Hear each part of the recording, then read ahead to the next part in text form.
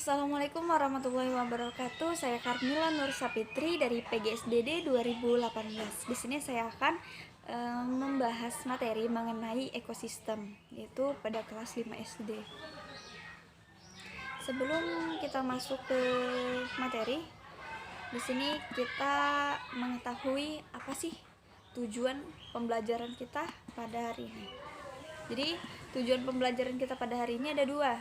Yang pertama, siswa memahami arti dari ekosistem dan komponen-komponennya.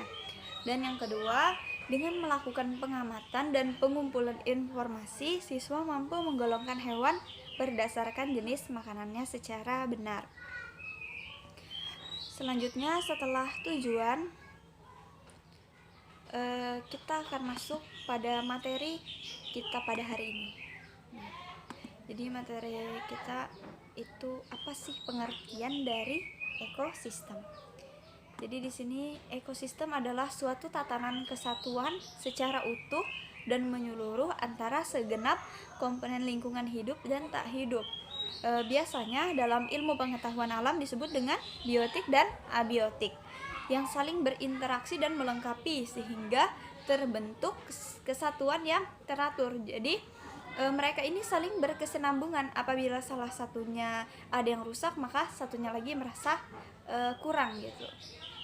Selanjutnya, setelah kita memahami pengertiannya, jadi komponen yang kedua adalah komponen ekosistem, terbagi menjadi dua, yaitu seperti yang dijelaskan tadi ada biotik dan abiotik.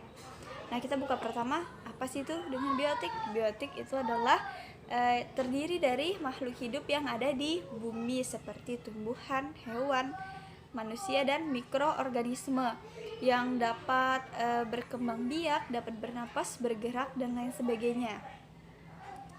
Selanjutnya kita akan buka apa sih itu abiotik. Abiotik ini adalah kebalikan dari biotik. Nah, jadi di sini dijelaskan terdiri atas bahan-bahan tidak hidup atau non-hayati yang meliputi komponen fisik dan kimia seperti tanah, air, matahari, udara, dan juga energi.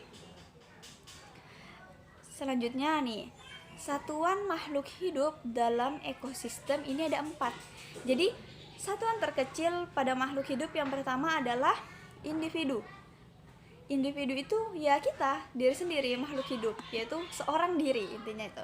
Jadi adalah satu makhluk hidup nih. Jadi contohnya seekor burung, dia hanya sendiri atau seekor. Selanjutnya ada populasi. Populasi ini lebih kumpulan individu-individu. Jadi sekumpulan makhluk hidup yang menetap di suatu tempat dalam jangka waktu tertentu mampu berkembang biak. Contohnya sekumpulan semut nih ya.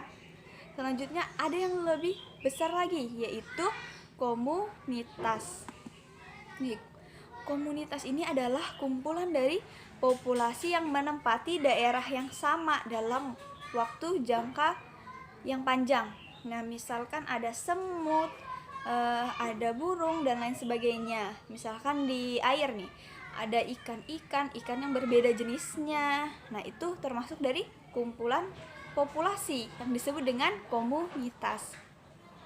Sedangkan ekosistem ini adalah secara keseluruhan atau kumpulan dari komunitas tadi yang melibatkan interaksi antara makhluk hidup, berarti jauh lebih besar seperti itu. Selanjutnya ada jenis ekosistem ini ada alami dan buatan. Nah, yang alami di sini ekosistem yang tercipta dengan sendirinya tanpa ada campur tangan dari manusia. Oleh karena itulah kita sebagai ekosistem alamiah contohnya adalah nih ekosistem laut, sungai. Jadi di sini ada 18 jenis ekosistem. Yang pertama ada hutan hujan tropis, yang ada pohon-pohon besar. Di sana juga ada hewan-hewan seperti kera, harimau. Ada juga hutan gugur. Yang kedua ya, ada yang ekosistem padang rumput, ada hutan sabana, ada hutan taiga, ekosistem tundra, ada gurun, pantai, terumbu karang, laut, sungai, rawa, dan danau. Nah, ini yang alami, yang terbentuk dari alam itu sendiri nih, tercipta dengan sendirinya. Dan ada juga buatan. Jadi buatan ini untuk melestarikan ekosistem alam. Nih kita lihat. Jadi di sini ekosistem ini merupakan yang terbentuk dengan adanya campur tangan manusia. Dibuat kebanyakan untuk memenuhi kebutuhan manusia. Namun keanekaragaman hayati di sini terbatas karena bukan itu tujuannya dari membuat ekosistem itu. Nah, contohnya ada sawah. Bisa juga di sini ada suaka marga satwa, taman hutan raya, kebun binatang. Itu kan terbuat dari buatan manusia itu sendiri, bukan dari alam. Atau taman safari yang lebih besar. Seperti itu. Jadi pembelajaran kita hari ini mengenai ekosistem. Setelah itu ada interaksi ekosistem di dalamnya. Jadi di ekosistem ini ada rantai makanan nih. Yang pertama adalah produsen, yaitu tingkat 1 atau tropik 1, yaitu tumbuh-tumbuhan. Jadi tumbuh-tumbuhan ini nanti akan dikonsumsi oleh konsumen 1. Ini ada tikus, ada juga ulat. Selanjutnya konsumen 1 ini akan dimakan lagi oleh konsumen 2, yaitu ada katak dan ayam. Nah, yang ini adalah konsumen 3 atau konsumen puncak. Ada elang dan juga ada ular. Selanjutnya setelah ini rantai makanan dari yang produsen sampai yang puncak. Nah, beda lagi dengan jaring-jaring makanan. Nih, jaring-jaring makanan itu pertama dari padi, dari rumput ya. Selanjutnya dia bisa dimakan dengan belalang atau juga lebah.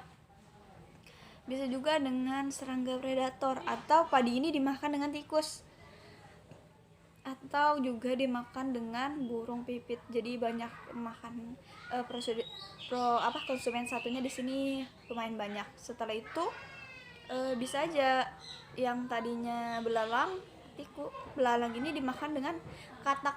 Bisa aja katak langsung dimakan dengan ular nih, atau tikus itu langsung dimakan dengan ular. Lanjut lagi, bisa juga jadi tingkatan yang paling tinggi di sini adalah burung elang. Ini interaksi ekosistem. Selanjutnya kita sampai di kuis kita pada pembelajaran kali ini. Jadi nanti akan dibagikan mengenai kuis kita pada hari ini. Ekosistem adalah interaksi yang terjadi di sebuah lingkungan tertentu yang terjadi antara, nanti ini akan diisi dan dikerjakan. Mungkin itu saja video dari saya pada kali ini. Kurang dan lebihnya saya mohon maaf. Wassalamualaikum warahmatullahi wabarakatuh.